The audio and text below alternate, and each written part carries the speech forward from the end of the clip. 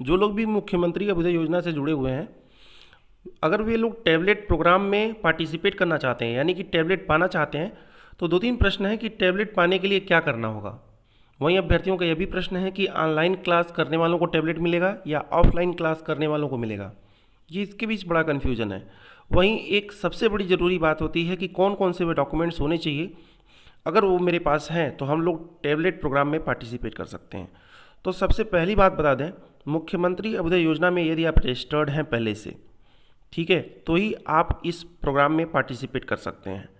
दूसरी बात, दूसरा नंबर, यदि आपने एग्ज़ाम दिया है और आप क्वालिफाइड हो गए थे, भले ही आप ऑफलाइन क्लास नहीं करने जाते थे, भले ही आपने ऑनलाइन क्लास नहीं किया था अथवा किया था, दोनों में कोई अंतर नहीं है, बस पास होना बहुत ज़रूरी है। यदि आप पास थे, आपको कॉल या मैसेज आया था, परंतु आप गए थे या नहीं गए थे इससे नहीं मतलब है, मैसेज या कॉल आया था। ये दो अनिवार्यता होनी चाहिए आपके साथ, एक रजिस्ट्रेशन की और दूसरा एग्ज़ाम क्वालिफाई होने की। यदि दोनों आपके साथ ऐसा है, रजिस्टर्ड हैं और एग्ज़ाम दिया था और क्वालिफाई भी हुए थे, तो ऐसे में आप इसमें पार्टिसिपेट कर सकते हैं। यदि आपने एग्ज़ाम दिया था, आपको लगता है क्वालिफाई है, लेकिन रिजल्ट नहीं आया था, आप कहीं नहीं देख पाए थे, तब तो कन्फ्यूजन है। तब जब फॉर्म के लिए लिंक वगैरह आएगा तब उस समय पता चल जाएगा आप एलिजिबल है कि नहीं। यदि आप एग्ज़ाम क्वालिफाई भी थे, लेकिन आपने किसी लिस्ट में अपना नाम देखा था, आपको मैसेज कॉल नहीं आया था, इसका मतलब आप पार्टिसिपेट कर सकते हैं।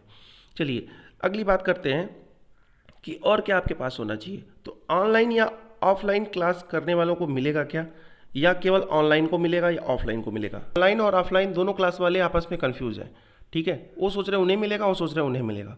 तो ऑफलाइन वाले ऐसे सोच रहे हैं कि हम लोग गए थे क्लास करने इसलिए हमको मिलना चाहिए। ऑनलाइन वाले सोच रहे हैं कि हमारे पास सुविधा नहीं है आने जाने की, उतनी रिसोर्सेज नहीं है, इसलिए हमको मिलना चाहिए। तो बच्चों, ऐसा कहीं नहीं लिखा हुआ है और ऐसा कहीं जीओ में भी नहीं लिखा होगा कि ऑनलाइन को मिलेगा या ऑफलाइन को मिलेगा। फिलहाल जैसे ही कोई जीओ आता है सरकार द्वारा, उसमें आपको मैं बता दूंगा, क्लियर कर दूंगा। वहीं बात करते हैं सबसे ज़रूरी चीज़ डॉक्यूमेंट्स की। तो आप जान गए होंगे, पहला चीज़ रजिस्ट्रेशन का होना ज़रूरी है, दूसरा एग्ज़ाम क्वालिफाई होना ज़रूरी है, तीसरा नंबर आता है डॉक्यूमेंट्स का। डॉक्यूमेंट्स में आपके पास क्या होने चाहिए, तो आपके पास होना चाहिए उत्तर प्रदेश का निवास प्रमाण पत्र। दूसरा चीज़ होना चाहिए आपके पास आय प्रमाण पत्र। और तीसरी क्या चीज़ ज़रूरी होती है, वो सब कुछ आपको मैंने एक वीडियो डाल करके बता दिया था, 1 वीक्स पहले ही बता दिया था। उस वीडियो का लिंक मैं डिस्क्रिप्शन बॉक्स में दे दूंगा। इसी वीडियो के ठीक बाद एंड स्क्रीन में वो वीडियो स्टार्ट हो जाएगा, वहाँ से भी आप उस वीडियो को देख पाएंगे और अच्छे से समझ पाएंगे और क्या क्या कंडीशंस लगाए गए हैं इस टैबलेट को देने के लिए।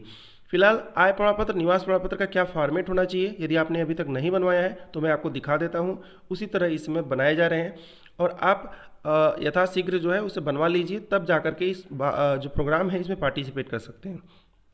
फिलहाल ऐसा कहीं जियो नहीं आया है कि निवास प्रमाण पत्र और आय प्रमाण पत्र होना चाहिए, लेकिन जब भी आप लोग फॉर्म वगैरह भरते होंगे स्कॉलरशिप का, उसमें आपने काफ़ी बार देखा होगा निवास प्रमाण पत्र और आय प्रमाण पत्र अक्सर मांगे जाते हैं, ठीक है। तो यह भी एक तरह का एक स्कॉलरशिप प्रोग्राम ही है जिसमें आपको टैबलेट दिया जा रहा है। तो इसके लिए मैं कह रहा हूँ आप डॉक्यूमेंट्स रेडी रखिए, आपके पास अगर दोनों चीज़ हैं, आय प्रमाण पत्र, निवास प्रमाण पत्र, तो आप पार्टिसिपेट कर पाएंगे। वहीं एक बात और कर लेते हैं कि जो लोग उत्तर प्रदेश के निवासी नहीं हैं, तो अगर नहीं है तो वे अगर मध्य प्रदेश के हैं तो मध्य प्रदेश का निवास प्रमाण पत्र, मीन्स आपके पास ये प्रूव करने का होना चाहिए कोई ना कोई डॉक्यूमेंट्स कि आप उस स्टेट के निवासी हैं या नहीं। बाकी आय प्रमाण पत्र, निवास प्रमाण पत्र का क्या फॉर्मेट है आप देखिए, ये है, ये देख सकते हैं आय प्रमाण पत्र का उत्तर प्रदेश शासन द्वारा ये कार्यालय तहसीलदार, आपका जो भी तहसील पड़ेगा तो आपके डिस्ट्रिक्ट में, वह आपका ऐसे प्रमाण पत्र जारी करेगा। बाकी सारे इसमें जो डिटेल हैं मैंने हाइड कर रखे हैं क्योंकि किसी का भी डिटेल शो नहीं किया जा सकता है सोशल मीडिया पे।